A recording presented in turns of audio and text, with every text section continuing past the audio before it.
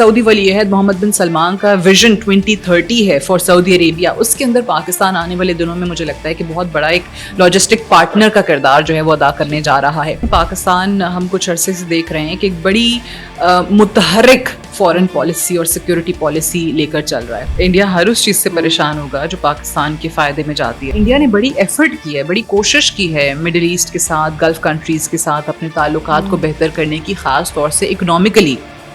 السلام علیکم، this is Rafia Asif, welcome to the foreign desk. آج پاکستان کی ڈپلومیسی کے بارے میں دنیا بات کر رہی ہے. وزیر اعظم شہباز شریف، اسحاق ڈار، فیلڈ مارشل سعید عاصم منیر اور دیگر اہم وزراء اس وقت وزیر اعظم پاکستان کے ہمراہ سعودی عربیہ میں موجود ہیں. وہاں پر ان کی سعودی کراؤن پرنس محمد بن سلمان سے ملاقات ہوئی اور اس ملاقات میں انرجی، ریسورسز اور ٹریڈ کے نئے منصوبے شروع کرنے کی بات کی گئی. وزیر اعظم شہباز شریف وہاں پہ فیوچر انویسٹمنٹ کانفرنس میں بھی شرکت کریں گے، اور یہ دورہ ایک ایسے وقت میں ہو رہا ہے جب پاکستان کی ایک ڈیلیگیشن افغان طالبان کے ساتھ مذاکرات میں مصروف ہے. اسی سب پہ بات کرنے کے لیے ہمارے ساتھ موجود ہیں سینئر جرنلسٹ سعدیہ افضال. اس وقت پاکستان کے افغانستان کے ساتھ مذاکرات چل رہے ہیں اور دوسری جانب سعودی عربیہ میں پاکستان کی ڈیلیگیشن موجود ہے.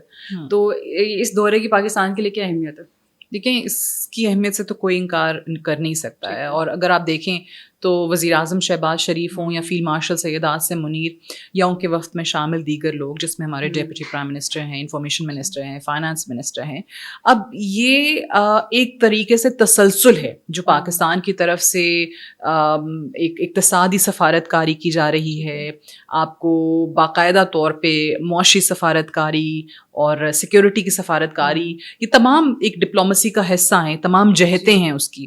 اب اس پہ آپ اگر کہیں کہ اسی کی کنٹینیوٹی ہے تو وہ غلط نہیں ہوگا. اب سعودی عرب کے اندر ہم دیکھ رہے ہیں کہ فیوچر انویسٹمنٹ انیشیٹو کے حوالے سے کام ہو رہا ہے. اب پاکستان کا اس میں اگر آپ کردار دیکھیں، پہلے اگر آپ معیشت کی بات کریں تو اس وقت ریاض کے اندر جو سعودی ایک انویسٹمنٹ فنڈ ہے، ان کی طرف سے پاکستان کے مختلف شعبوں میں انویسٹمنٹ کی بات کی جا رہی ہے. انفراسٹرکچر میں وہ انویسٹ کرنا چاہتے ہیں، توانائی کے شعبے میں خاص طور سے انرجی سیکٹر میں بہت زیادہ اسکوپ ہے ان کے لیے پاکستان کے اندر انویسٹ کرنے کا. زراعت کا ایک ایسا شعبہ ہے جس میں ہمیں نظر آتا ہے کہ سعودی عرب کی حکومت انٹرسٹڈ ہے، یہاں پر انویسٹمنٹ کی اپرچونیٹیز بہت زیادہ ہیں. دین مائننگ پچھلے دنوں ہم نے دیکھا کہ کافی اہم رہے، اور خاص طور سے جو ریئر ارتھ منرلز ہیں اس میں بھی پاکستان کا بڑا چرچا ہوا جب یو ایس اے پاکستان کی طرف سے پہلا اسٹاک بھیجا گیا اور وہ اگریمنٹ ہو گیا پاکستان اور یو ایس اے کی کمپنیز کے درمیان، جس کے تحت یہاں سے جو ریئر ارتھ منرلز ہیں جو پاکستان کو اللہ تعالیٰ نے بہت قدرتی دولت سے مالا مال رکھا ہے، یہاں سے وہ جانا شروع ہو گئے. پھر وائٹ ہاؤس میں وہ ملاقات بھی آپ کو یاد ہوگی کہ جس میں ان کو سیمپلز دکھائے گئے ہمارے قیادت کی طرف سے. سو یہ ایک تو وہ سیکٹرز ہیں، اور خاص طور سے جو اس وقت ہمیں سعودی ولی عہد محمد بن سلمان کا ویژن 2030 ہے فار سعودی عربیہ، اس کے اندر پاکستان آنے والے دنوں میں مجھے لگتا ہے کہ بہت بڑا ایک لاجسٹک پارٹنر کا کردار جو ہے وہ ادا کرنے جا رہا ہے. پھر دوسری طرف ایک سیکیورٹی پارٹنر، ایک دفاعی پارٹنر کے طور پہ وہ پاکستان کو لے کر چل رہے ہیں، کیونکہ دفاعی شعبہ ایک ایسا شعبہ ہے جس میں بہت زیادہ پوٹینشل ہے دونوں ممالک کے درمیان. اور خاص طور سے جب سے پاکستان اور سعودی عرب کا یہ ڈیفنس اگریمنٹ سائن ہوا ہے اس کے بعد تو اور اس میں پوٹینشل بڑھ گیا ہے.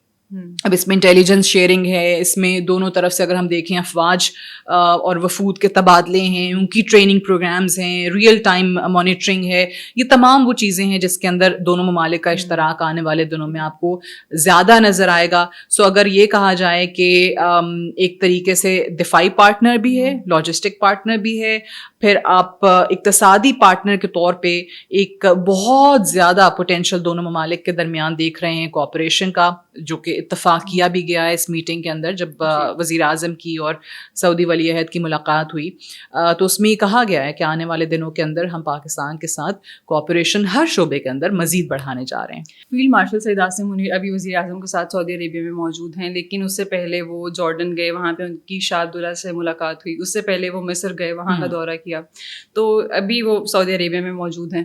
تو یہ پاکستان کا جو بڑھتا ہوا اثر و رسوخ ہے مڈل ایسٹ میں، اس کے بارے میں آپ کیا کہیں گے؟ بالکل صحیح. دیکھیں، پاکستان ہم کچھ عرصے سے دیکھ رہے ہیں کہ ایک بڑی متحرک فارن پالیسی اور سیکیورٹی پالیسی لے کر چل رہا ہے، اور اس کے نتائج اب آپ کو نظر بھی آ رہے ہیں. سو پاکستان نے اس وقت آپ دیکھیں کہ کوئی ایک ایسا ملک نہیں ہے جس کے خلاف کوئی صف بندی کی ہو.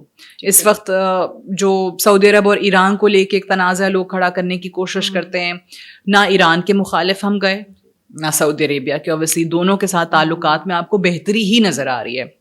ایران کے حوالے سے کچھ چیزیں تھیں جو ماضی میں آئی تھنک بہت پہلے ہو جانی چاہیے تھی ڈیل, لیکن I think this was also an opportunity, وہ جو قدرتی اپرچونٹی جس کو کہتے ہیں, جب ان پہ اسرائیل کا حملہ ہوا اس کے بعد آپ دیکھ رہے ہیں کہ ایران اور پاکستان کے تعلقات بھی بحال ہو گئے, خاص طور سے اس کردار کی وجہ سے جو پاکستان نے خطے میں مزید جنگ کو ہوا نہ ملے اس میں اپنا ایک کردار ادا کیا ہے. اچھا, پھر ہم کہیں پہ بھی اس جگہ پہ نہیں گئے جہاں پہ بہت لوگوں کو لگتا تھا کہ, اور خاص طور سے ہمارے یہاں I think, I don't know why, but ہمارے یہاں ایک بہت ہی ایک ڈس انفارمیشن کیمپین شروع ہو جاتی ہے جب اسرائیل کی بات ہوتی ہے. او ہو جی پاکستان تو تسلیم کر لے گا, پاکستان تو یہ ہے, پاکستان تو پتہ نہیں کیا کرنے جا رہا ہے. بھائی اسرائیل ایک ایسا ملک ہے جس کے وجود کو ہم ناجائز قرار دیتے ہیں, اور یہ بانی پاکستان قائد اعظم محمد علی جناح نے کہہ دیا تھا کہ جی یہ ناجائز ریاست ہے, پاکستان اس کو کبھی تسلیم نہیں کرے گا. تو آج بھی پاکستان اسی پالیسی پر عمل پیرا ہے, نہ ہم اسرائیل کو تسلیم کریں گے نہ کبھی کر سکتے ہیں. پھر آپ دیکھیں جن جن ممالک کا آپ نے ذکر کیا, مصر ہو گیا, اردن ہو گیا, ابھی فیلڈ مارشل کی وہاں پہ جنسی ملاقات ہوئی, ان کے مسلح افواج کے جو سربراہ ہیں ان سے ہوئی, جارڈن کے شاہ سے ہوئی. سو یہ اس وقت ایک پاکستان کو ایک مستحکم عسکری پارٹنر کے طور پہ دیکھ رہے ہیں, ایک ایسا عسکری پارٹنر جو کہ پورے اسلامی دنیا کی واحد نیوکلیئر پاور ہے اور ایک قابل اعتماد ایک ملٹری پارٹنر آپ کا بن سکتا ہے. دفاعی اعتبار سے, معیشت کے اعتبار سے آپ کو ان ممالک کے اندر ایک اشتراک نظر آتا ہے. کچھ ممالک کے ساتھ کم ہے, کچھ کے ساتھ زیادہ ہے, جو کم ہے اس کو آنے والے دنوں میں بڑھایا جا سکتا ہے. سو آئی تھنک یہ جو امپورٹنس ہے پاکستان کی, خاص طور سے پاکستان کی خارجہ پالیسی کی کامیابی اس وقت, یا جو بہت ٹائم سے ہم ایک ایکٹیو رول پلے کر رہے ہیں, اس کے ثمرات اب آپ کے سامنے آنا شروع ہو گئے ہیں کہ تمام ممالک اس وقت پاکستان کی طرف دیکھ رہے ہیں. اور مجھے ایسا لگتا ہے کہ خاص طور سے مڈل ایسٹ کے اندر, مشرق وسطیٰ کے اندر, صرف جارڈن ہی نہیں, صرف مصر ہی نہیں, اور ممالک کے ساتھ بھی اگر آپ دیکھیں تو آنے والے دنوں میں پاکستان کا جو انفلوئنس ہے وہ بہت زیادہ اس ریجن کے اندر بڑھ جائے گا, مڈل ایسٹ کے اندر. اور جو پاکستان اور سعودی عربیہ کی ڈیفینس ڈیل ہوئی ہے, ابھی بھی بہت سارے ممالک ایسے ہیں جو اس خواہش کا اظہار کر رہے ہیں کہ ہم بھی اس ڈیل کا حصہ بنیں. پھر اگر آپ دیکھیں کہ اس ڈیل کا اگر باقی ممالک حصہ بنتے ہیں, میں اس حد تک, اس لیول تک تو نہیں جاتی جو بہت لوگ کہتے ہیں کہ شاید کوئی اسلامک نیٹو بن جائے. I don't know, because I think اس میں کافی زیادہ چیزیں ایسی ہیں جو دیکھنی پڑیں گی. نوعیت کیا ہوگی, کس قسم کی یہ, اگر کوئی بنتی ہے فورس تو کیسی ہوگی, کون قیادت کرے گا, کون لیڈ کرے گا, lot of questions. So I would not go to that extent, but still I think بہت پوٹینشیل ہے ان تمام ممالک میں کہ واقعی کسی ایک چیز کے اوپر اکٹھے ہو سکیں. اور اگر ہم دیکھتے ہیں جو انسداد دہشت گردی کی کاوشیں ہیں سب کی, اس کے لیے کوئی جوائنٹ ایکشن فورس بنائی جا سکتی ہے.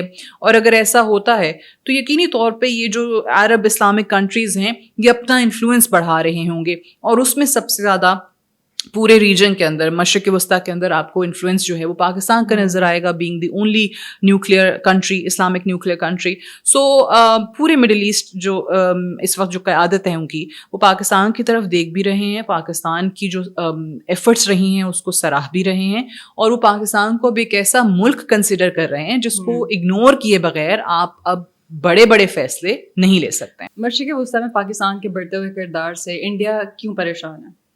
دیکھیں, انڈیا ہر اس چیز سے پریشان ہوگا جو پاکستان کے فائدے میں جاتی ہے, جس سے پاکستان کا نام روشن ہوتا ہے. اور انڈیا جو بہت عرصے سے ایک خواب لے کے بیٹھا ہوا تھا, اور اوبیسلی سرمایہ کاری کی, سعودی عربیہ سے دیکھیں آپ, MOU سائن ہوا, اس پہ بات آگے نہیں بڑھی.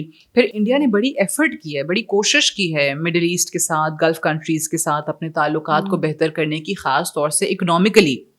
اب اگر آپ اس کو دیکھیں تو ایک دم آ کے سامنے پاکستان کھڑا ہو جائے, پاکستان کو ایک ایسا ملک کنسیڈر کیا جائے جس پہ تمام گلف کنٹریز جو ہیں وہ نظریں لگا کے بیٹھے ہوئے ہوں, پاکستان کے اپنے کردار کی وجہ سے ملیٹریلی اینڈ اوبیسلی جو اس نے فارن پالیسی کو بڑا متحرک کر کے اپنا ایک رول دنیا کے سامنے رکھا ہے. اب اس وقت جو عرب ممالک ہیں وہ پاکستان کو سرمایہ کاری کے گیٹ وے کے طور پہ دیکھ رہے ہیں, ٹھیک ہے. وہاں پہ اب یہ جو چائنا کا سب سے بڑا پروجیکٹ ہے ون بیلٹ روڈ انیشیٹو, اس کی بات کر لیں. سعودی عرب کا پاکستان کی طرف جھکاؤ ہونا, باقی امریکہ کا پاکستان کی طرف جھکاؤ ہونا, یہ تمام تر چیزیں ہیں جو اس کو کھٹکتی ہیں. اب اس کو خدشہ یہ ہے کہ جناب پاکستان وہ مقام حاصل کر رہا ہے جس کا خواب انڈیا دیکھ رہا تھا, اور عرب ممالک کا جھکاؤ جو ہے وہ پاکستان کی طرف ہو رہا ہے. اب اس سے ہمارے لیے تو اچھی بات ہے, پاکستان کے لیے تو اچھی بات ہے, پاکستان کی اکانومی کے لیے اچھی بات ہے. یہاں پہ انویسٹمنٹ اگر آئے گی تو پاکستان کا ہی فائدہ ہے. اب اس سے ظاہر ہے روزگار کے مواقع بھی بڑھیں گے, پاکستان کی اکانومی جو ہے وہ فلرش کرے گی. تو کوئی بھی ایسی چیز جو کہ پاکستان کو فائدہ دے وہ بھارت کے لیے اس پہ ایک نالا ہونا, تنقید کرنا, وہ ایک بڑا فطری سا عمل ہے. وہ اس میں مجھے اتنی حیرت نہیں ہوتی جب وہاں سے اس قسم کے بیانات آتے ہیں یا وہاں سے کوئی پروپیگنڈا شروع ہو جاتا ہے یا وہاں سے کرٹیسزم کرنے کی کوشش کی جاتی ہے. مطلب اگر ایک ملاقات ہو رہی ہے لیٹ سے سعودی ولی عہد کے ساتھ, ہمارے فیلڈ مارشل ہیں, وزیر اعظم ہیں, سو اس میں کیا کیا اگریمنٹ ہوئے ہیں, کیا کیا باتیں ہوئی ہیں, ان کا فوکس اس پہ نہیں ہوگا. وہ کوئی نہ وہ کوشش کریں گے کہ کچھ ایسا مل جائے, کچھ ایسا مل جائے. وزیر اعظم کی ٹائی نہیں ان کے ٹھیک تھی, چلو اس کو ٹاپک بناتے ہیں. فیلڈ مارشل ایسے بیٹھے ہوئے تھے, اچھا ان کی باڈی لینگویج پہ آج بات کرتے ہیں. سو کچھ نہ کچھ ایسا نیگیٹو نکالنے کی کوشش کرتے ہیں. سو یہ ان کا ایک رویہ ہے, ایک روش ہے جو شروع سے رہی ہے, and I think they will continue doing the same thing. ابھی ترکی میں پاکستان اور افغانستان کے مذاکرات چل رہے ہیں, تو آپ کے خیال میں مسلم ورلڈ میں افغان طالبان کا جو ایجنڈا ہے اس کو کس نظر سے دیکھا جا رہا ہے؟ ایکسپوز ہو رہے ہیں آہستہ آہستہ, خود اپنی حرکتوں سے ایکسپوز ہو رہے ہیں. دیکھیں یہ جو 40 گھنٹے کی تقریباً یہ جو پریکٹس ٹاکس ہو رہے ہیں, بیچ میں بریک آ رہا ہے, پھر تعطل آ جاتا ہے, اس وقت مکمل تعطل ہے, اس وقت مکمل ڈیڈ لاک ہے. اب یہ خاص طور سے قطر اور ترکی کا کردار, کیوں میں بار بار کہہ رہی ہوں, بڑا اہم رول پلے کر رہے ہیں. یہ میڈیشن کا کردار ادا کر رہے ہیں, ثالث کا کردار ادا کر رہے ہیں بیچ میں, اور یہ چاہتے ہیں کہ یہ ایشو دونوں ممالک کا ریزالو ہو جائے, جس میں اوبیسلی اگر کوئی اگریمنٹ ہوتا ہے تو وہ اس کا حصہ ہوں گے. ایز گارنٹور آپ ان کو دیکھیں گے کہ اس کا حصہ ہیں, لیکن اس وقت وہ ان کو نظر آ رہا ہے کہ افغان طالبان جو ہیں یہ میٹنگس کے اندر بیٹھتے ہیں, پاکستان جو چیز کہتا ہے, پاکستان جو ریزرویشنز شو کرتا ہے, جو کنسرنز اپنے بتاتا ہے, اس ہر چیز سے وہ اگری کرتے ہیں. پھر کیا ہوتا ہے جناب, وفد میں سے کوئی اٹھ کے جاتا ہے باہر, کابل فون کرتا ہے, فون سن کے واپس آتا ہے تو پتہ نہیں ایسی کیا وہ ڈکٹیشن لے کے آتا ہے کہ وہ وہاں آ کے بیٹھ کے تو آئیں بائیں شائیں کرنا شروع کر دیتے ہیں. سو جس سے پتہ چلتا ہے کہ یہ جو وفد بیٹھا ہوا ہے ان کے پاس کسی قسم کا اختیار نہیں ہے, اور ان کو خود بھی سمجھ نہیں آ رہی. اتنی کنفیوژن ہے. کبھی کہتے ہیں یہ جو اگریمنٹ ہوگا وربل ٹھیک ہے, ہم ریٹن اگریمنٹ پہ سائن کرنے کو تیار نہیں ہیں, ہم مانیٹرنگ میکنزم جو ہے اس پہ تیار نہیں ہیں. پھر کہتے ہیں کہ جی ہم وہ دہشت گردوں کو پاکستان کی سرحد سے دور جا کے بسا دیتے ہیں. پھر کبھی کہتے ہیں کہ جناب چلیں ہم ان سے ڈائریکٹ بات کر لیں گے TTP سے. سو اتنی زیادہ کنفیوژن ہے کہ ان کو خود نہیں پتا ہے کہ وہ انہوں نے آخر چلنا کس پالیسی کے اوپر ہے. اور اگین میں وہی بات کر رہی ہوں کہ وہ خود یہ ایکسپوز اپنے آپ کو اس طریقے سے کر رہے ہیں کہ وہ اس وقت کٹھ پتلی بنے ہوئے ہیں کسی کی. اب ان کو انڈین پیسے کی چمک نے اندھا کر دیا ہے, کیا ہے وہ سب کو نظر آ رہا ہے. The thing is, اس وقت اگر پاکستان اکیلا یہ کہہ رہا ہوتا تو چلیں بات سمجھ میں آتی تھی.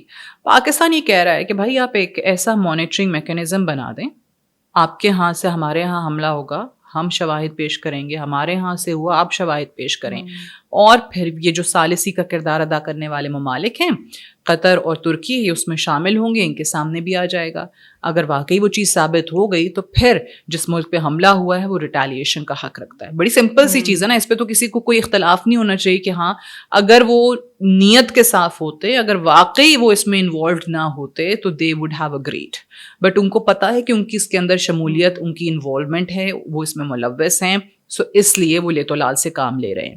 اب یہ چیز قطر کو, ترکی کو نظر آ رہی ہے, اور ان کو بھی پتا ہے کہ اس وقت جو پاکستان کے مطالبات ہیں وہ بڑے جائز ہیں, بڑے معقول ہیں, اور افغان طالبان کے وفد کا اس چیز سے پیچھے ہٹنا انہی کو دنیا کے سامنے ایکسپوز کر رہا ہے. اور وہ کل کو, ابھی تو قطر اور ترکی چلیں ایفرٹ کر رہے ہیں نا, کل کو ان کی انہی حرکتوں کی وجہ سے کوئی ملک جو ہے, ہاں یہ بھی دور ہو سکتے ہیں, اور کوئی اور تیسرا ملک بھی شامل نہیں ہونا چاہے گا. کوئی اور افغان طالبان کے درمیان یا کسی اور ملک کے ان کے ساتھ کانفلکٹ ہے تو وہ اس معاملے میں پڑھنا ہی نہیں چاہے گا.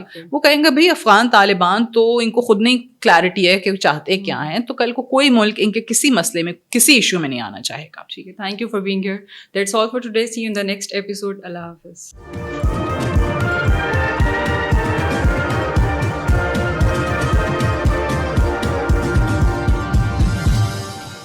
watching Apna Watan.